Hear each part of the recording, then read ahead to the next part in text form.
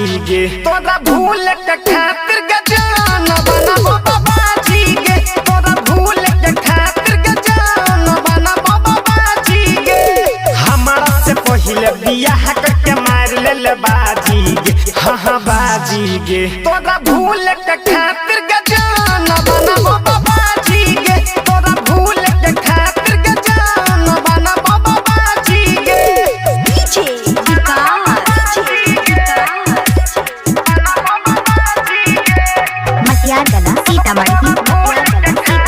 Ambe recording studio Delhi.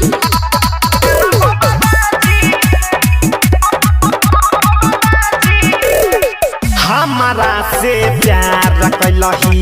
दोसरा से शादी के जिंदगी हमार छौरी कैलही बराबादी गे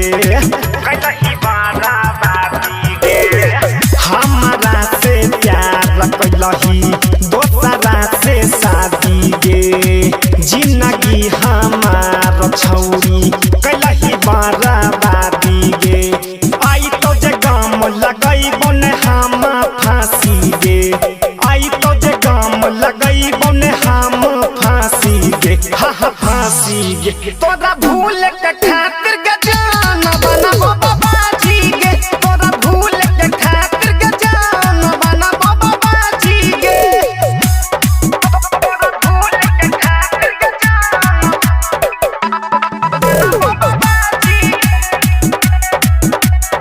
म्यूजिक बाय डीजे विकास सीतामढ़ी।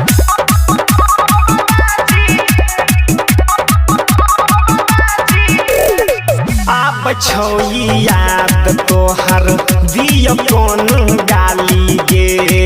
कहियो नहीं खुश रहबी शून्य मंगिया जारी गे शून्य मंगिया जारी गे अब छौई याद तोहर दियो कौन गाली गे कहियो नहीं खुश रहबी शून्य मंगिया जारी गे राइटर वकील राजा राम कुमार नायक तो माफी गे